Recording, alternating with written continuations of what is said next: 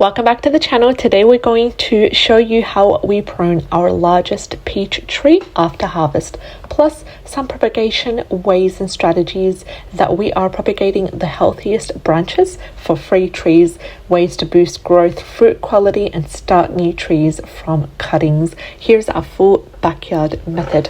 So this tree right here is the biggest peach tree we have among 3 others, and it has grown tremendously in the past few years, and it's also the biggest, most productive peach tree that we have around. But the real turning point doesn't come from just watering or feeding it.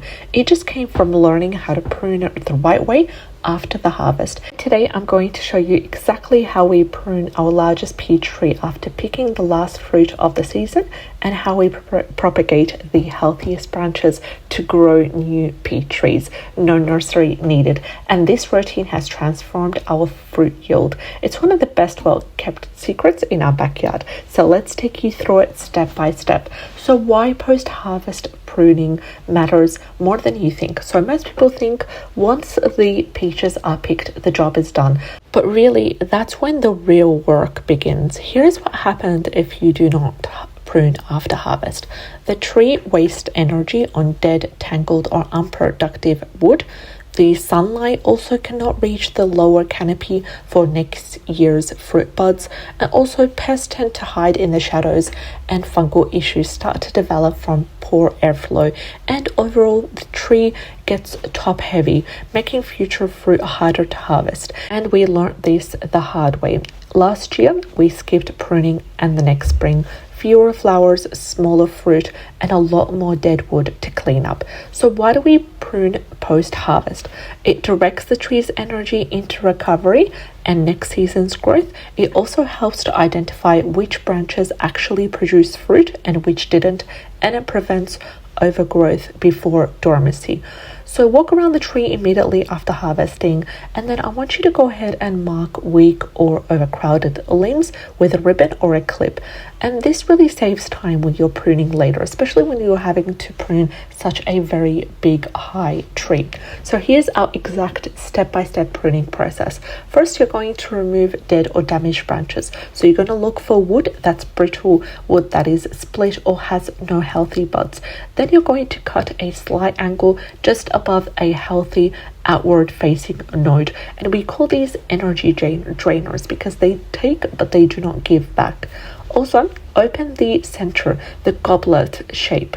And peach trees, they love sunlight. Opening the center means fruit can help to ripen evenly and remove inward facing shoots and crossing limbs. Now you're going to go ahead and leave 3 to 5 strong outward facing branches that form from a wide open bowl. And this structure really helps to support heavy fruit loads and allows airflow to reduce the disease as well. Step 3 is to shorten overextended growth. So long whippy branches, these tend to bend or snap with the fruit. So cut them back by at least 30% to redirect the growth into stronger shoots. Step 4 is to control the height, and we cut the very top back each season so the fruit is easier to harvest, and you can use a clean saw for thicker branches, and always cut at a branch fork or bud. Also, lastly, you're going to remove suckers and water sprouts, and these fast-growing vertical shoots, they often emerge from the base or old pruning cuts. So go ahead, remove them. This will really help to refocus the energy into lateral fruit-bearing branches.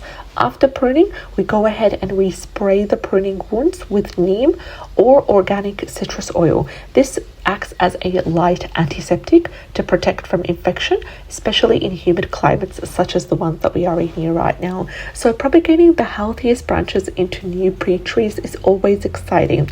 Instead of throwing the healthy branches away, you're going to go ahead and propagate them into new trees. And this is how we choose the right cuttings, because we're dealing with a lot of cuttings here.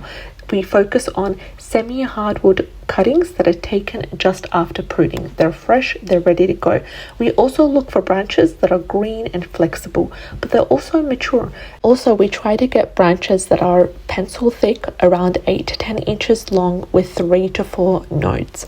And the way to start propagating them is to trim out all of the top leaves. Just take them away, get rid of them, compost them. If you know you do composting, that will be really helpful as well. And you're going to dip the cut end in natural rooting hormone. You could use aloe vera gel or honey, and then you're going to insert 2 to 3 inches into moist, well draining potting mix. Usually we use 50-50 compost and perlite.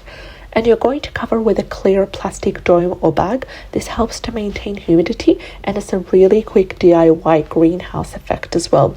And you're going to place that in indirect light, not direct sun. We usually place it in the garage in an area where it gets the sunlight, but not directly.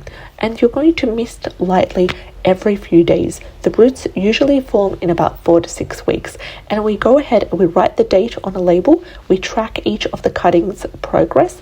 Last season 5 out of 7 rooted, and we gave 2 away to neighbors as gifts. And try also using recycled yogurt cups. Seedling trays work best as well. You're going to go ahead, poke a hole in the bottom for drainage. Keep it simple and budget friendly. What are the most common pruning propagation mistakes you need to avoid? Number 1 is over-pruning, which is taking too much off at once. This really weakens the tree, so you want to avoid doing that. Number 2 is pruning too late in the year. This encourages growth before winter, which can freeze or have a cold shock as well, so it's detrimental to the tree's growth overall. Number 3 is using thick woody cuttings because they're really hard to root, so stick with flexible green wood stemmings for propagation.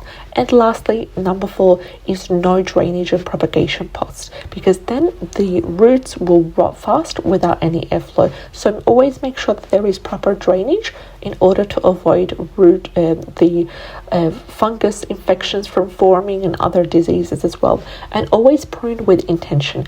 Every cut should help the tree breathe, grow, or fruit better next year. Every year, this tree gives us more, not just in fruit but new life. Pruning isn't just about taking things back, it's about giving the tree direction. And propagation, that is the way of saying you're doing so well, let's grow another one. Have you tried pruning or propagating your peach trees yet? Share your questions or your results in the comment section below. I'd love to hear your story, and like this video if it has inspired you or taught you anything new. Subscribe for more practical backyard gardening tips as we learn along the way. I'll see you in the next video. Take care and have a great day.